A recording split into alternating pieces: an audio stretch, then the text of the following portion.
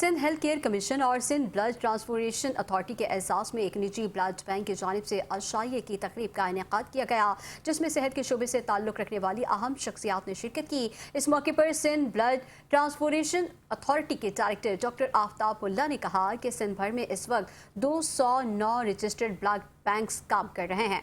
उन्होंने खबरदार किया कि अगर कोई गैर कानूनी ब्लड बैंक कायम किया गया या बगैर इजाज़त खून की फराहमी का काम किया गया तो इसके खिलाफ कानूनी कार्रवाई करते हुए मुकदमात दर्ज किए जाएंगे। इस पर मजीद बात करेंगे हमारे साथ हेल्थ रिपोर्टर वसीम हाशमी से। वसीम हाशमी, बताएगा इस तकरीब में क्या अहम बातें सामने आई हैं?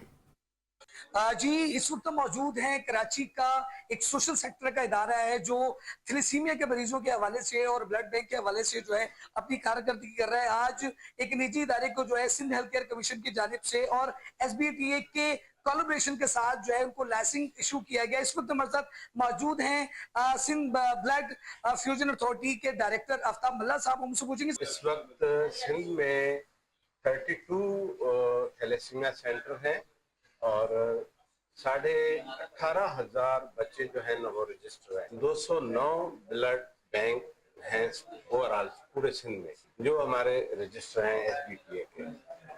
और अगर कहीं हमें कोई निशानदेही करे कि ये ब्लड बैंक अनरजिस्टर्ड यहाँ पे चल रहा है तो हम उसी वक्त ही कार्रवाई करते हैं। जी, आफ्ताब मल्ला साहब का कहना है कि इस वक्त 209 के करीब जो है पूरे सिंध के अंदर जो है और वो ब्लड बैंक रजिस्टर्ड मौजूद है। उसके अलावा अगर जगह जगह पर जैसे जराई के बताते हैं, इनका कहना है कि अगर आपको कोई ऐसी चीज मालूम होती कि गैर कानूनी जो है ब्लड बैंक अगर इसकी इतलात हमें आए, हमें को निशानदेही करे तो फौरन इनके खिलाफ जो है कानूनी कार्रवाई भी की जाएगी और इनके खिलाफ मुकदमा भी दर्ज किए जाएंगे। जी।